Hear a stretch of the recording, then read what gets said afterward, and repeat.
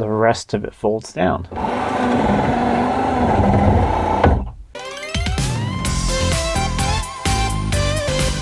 Welcome back to Living with a Classic, and the work continues on this XJC or Jaguar Coupe. I'm in the back seat here and trying to sort out the rear windows. Because if you remember the first video on this car, I tried rolling this window down and this whole chrome piece here just completely fell off. Here it is, and it fell down into this cavity. So I realized I'd have to take this panel off to have a look at it. And I thought it'd be a perfect time to have a look at these very quirky rear windows. They're a fantastic bit of design. The way that they fold away and give you this beautiful pillarless coupe look, which is just absolutely gorgeous. And in my opinion, this is probably one of the coolest window mechanisms ever made. So let's have a look at it. While we do that, we will lubricate it, make it work even better. This one's pretty good. The other side's pretty slow. And then we're going to have a look at the famous rust trap down here, where it doesn't matter if it's a California car like this one, every single car has some type of rust in here. It could be surface rust like we have here, or it could be really severe. But let's have a look at this whole mechanism.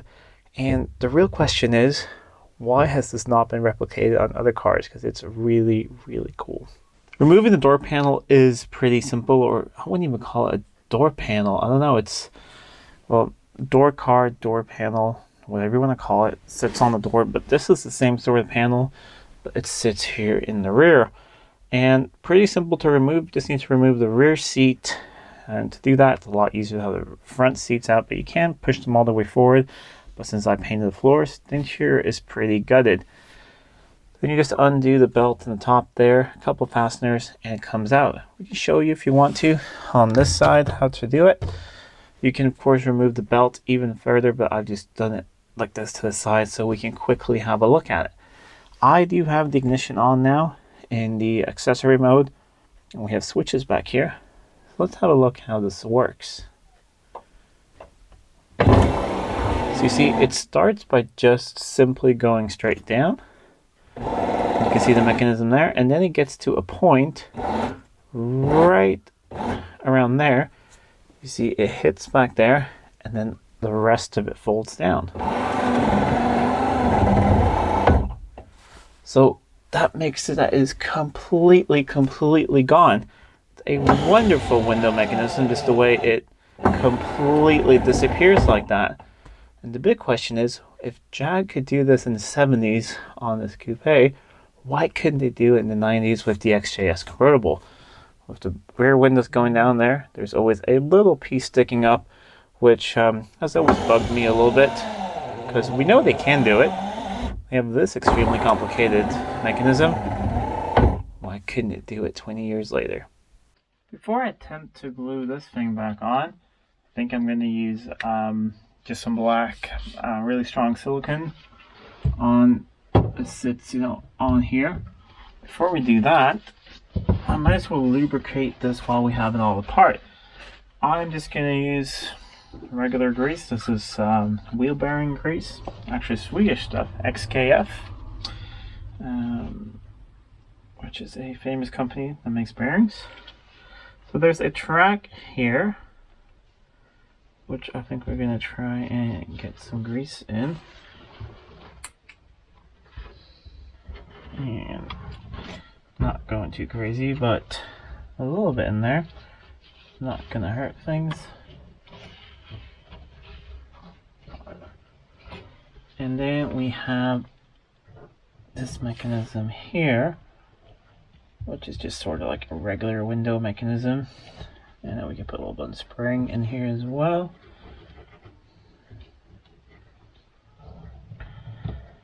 And get some on the back there. Now, put a little bit right up there. Then I am going to remove the window down a little bit. Then we can see this track here. I'll put just, this one's actually pretty well greased. You can see there's a stop screw there for the downward position, but everything moves really.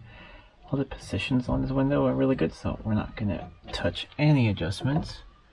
We're just going to make it better. Move it up a little bit.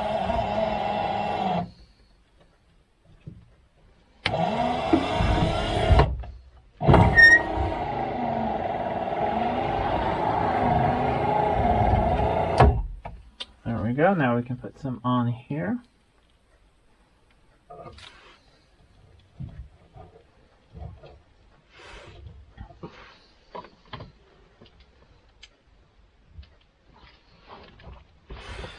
And now I think we'll just move it up and down a couple times. And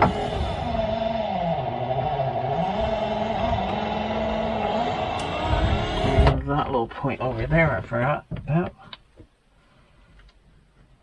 There is a slight short sliding track here as well. And we're just running on battery voltage at the moment. And I've been doing some other electrical work, so the battery's not, completely charged up. So I think with the engine running, alternating charging, this is going to be even faster.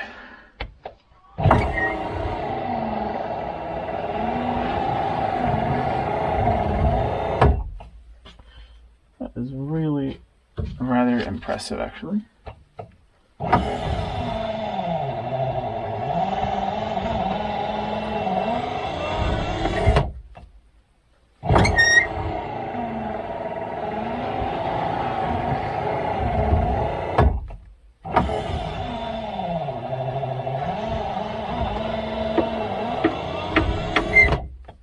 The next step, if you want to get them even faster, but in my opinion that is fast enough, you can do, which I've done in a video years ago, is just clean the connections inside the window switches. It's amazing how dirty they get and how much better all the windows work when they're clean.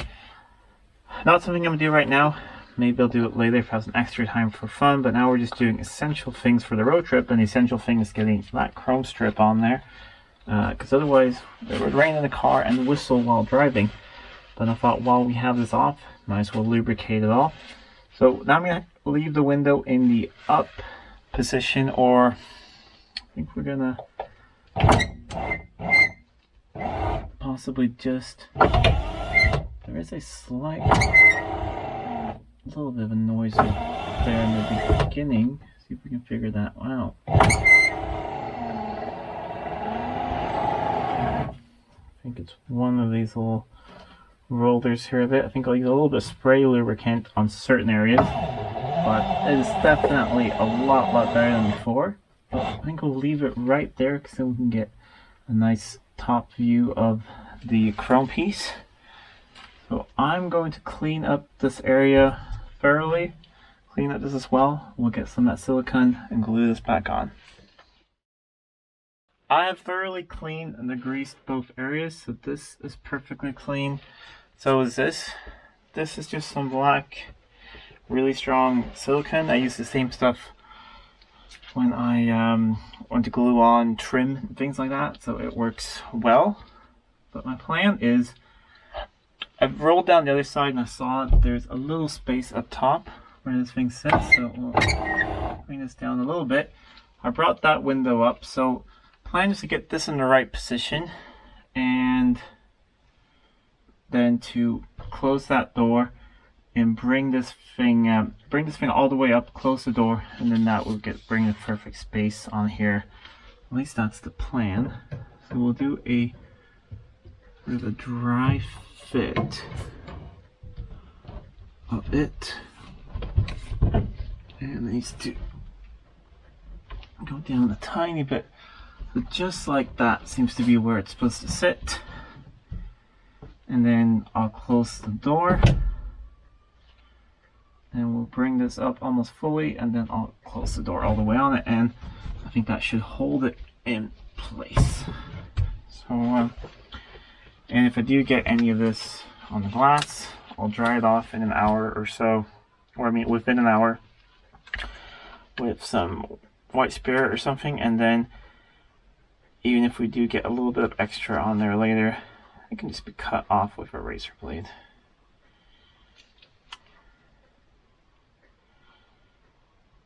we just don't want to lose this piece of trim, because with things that are specific to the XJC or the coupes, it is difficult to get a hold of, especially the side windows and trims and things like that. Okay, this is probably way too much. But,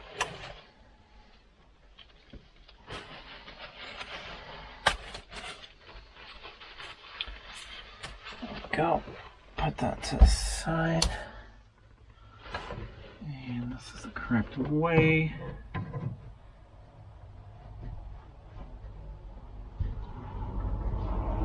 let's...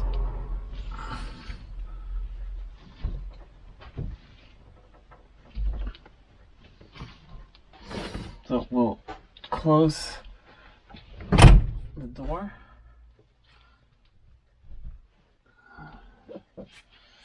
Not really fully close. Let's try that again.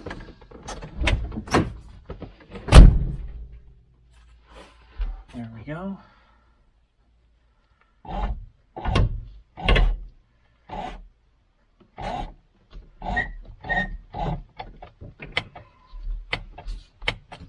Okay. That is all the way up, and the trim is actually on there really, really well.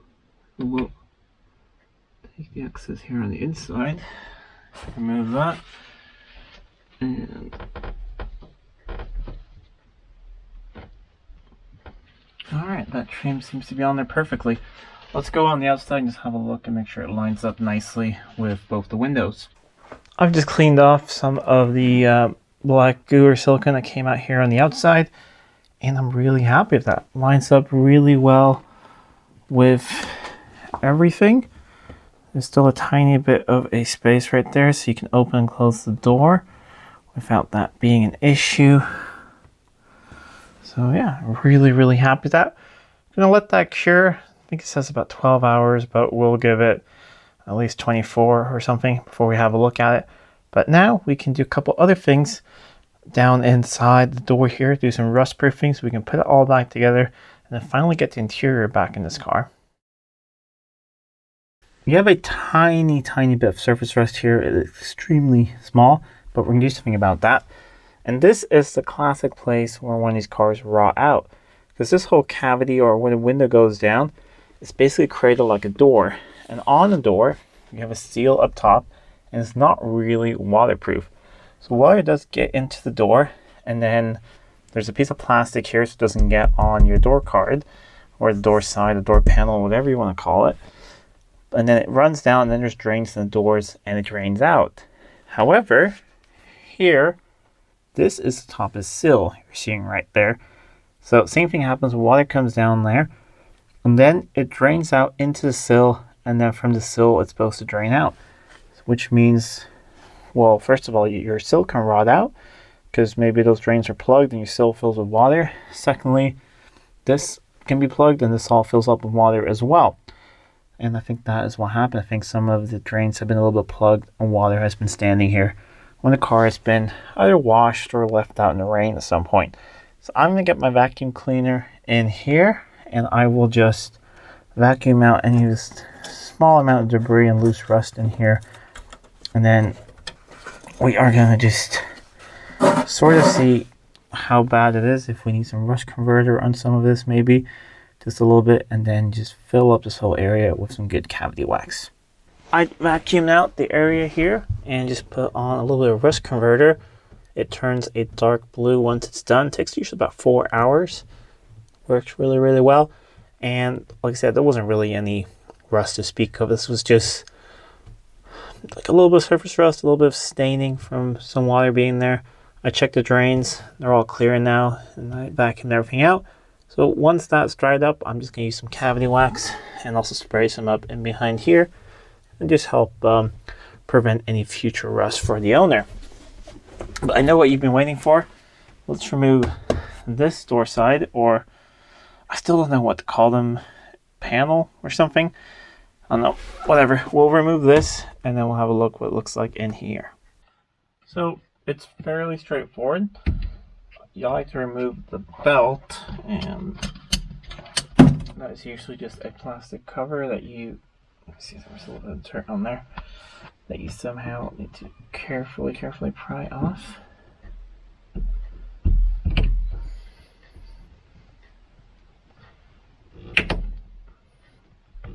Oh, come on. There we go. Put that to the side. And then there's a bolt up here.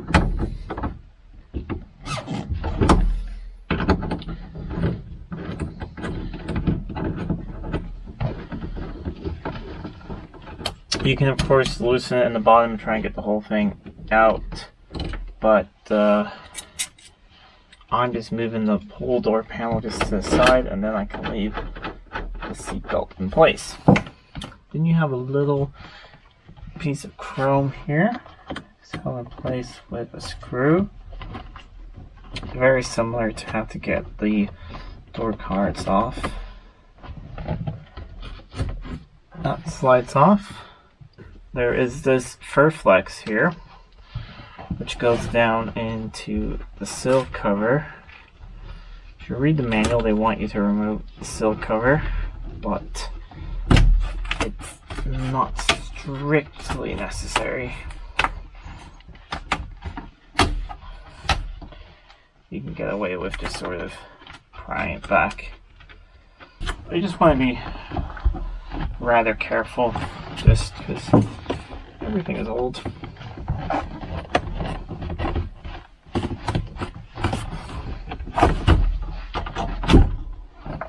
There we go. Now we can pull this out, and as you can see, there is a panel there. We have that little screw right there that did not want to come out before, so they are hiding behind here. But I mean, this whole thing was actually a little bit rotten, so it wasn't that big of a deal. But I'll replace that with a different screw, but just did not want to budge.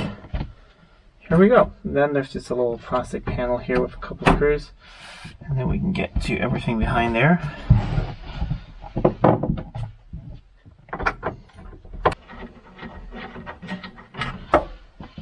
And there's that panel removed. We can go in for a closer look, but already this side looks a lot better than the other side. It's looking a lot better over here. So my guess is that the drain is not blocked on this side. Still have a little bit of surface rust here, which is completely normal, I think, for a car like this, which has never had any rust proofing in their whole life. That's why I think it's vital, if you get a California car or something, you take it to a climate here where we do have rain a bit more, and just make sure you rust proof it everywhere, because all of this is just beautiful metal in here where they usually are completely rotted out. So if we can rust proof this, that would be very good. And yeah, it's good over here. In case you're wondering, this is what I'm doing with the panels. So I'm just laying it up front, and we got that one over there. So I'll do the exact same thing over here, vacuum out, do all of that. I'm going to lubricate this up as well. There's actually a little bit more lubricant on this side, so everything seems to be just working a lot better on this side, but might as well lubricate while it's all apart. I'll do all this, and then we can put the cavity wax in there and just put this all back together. It's the next day, and I got the whole interior in, just the carpets left to do, but I'll put those in last. The cards here, whatever you want to call them, they're in. Rear seat is in. Chrome piece over there has held up really well. Had the window up and down several times. That seems to be working well. And yeah, this side's working well also. The only thing is that I think one of the buttons in the rear, the left side for the rear, is a little slow, so there's a bad connection there. So I might, if I have some extra time, take apart and clean all those buttons. But otherwise, really happy with the result, and we're getting a lot closer to this thing being ready for the road trip. This was an essential thing to get done on the car, basically just because that whole chrome piece was gone, and it would, you know, have let in rain and wind noise, and this thing would not be fun to drive. So that is back together, and while we had it apart, I spoke to the owner, we might as well rust proof in there, because the whole interior was apart. So, you know, it's just a little bit of extra time to fix the rest of it. But now we are, yeah, time is ticking away. As of filming this right now, it's about a week and a half until we leave. So I really gotta continue. I'm gonna work on the engine a little bit more, get that tuned up, and then we have some major service items left to do, like the transmission and the rear end, bleed the brakes, and then we should be ready for a test drive. New tires should arrive next week, and fingers crossed that everything will work in time. Anyways, if you like this video, please give a thumbs up, share with friends. If you're not already subscribed to the channel, please do subscribe to the channel. It really does help out a lot. Until next time, I'm Adam. This was Living with a Classic. I'll see you soon.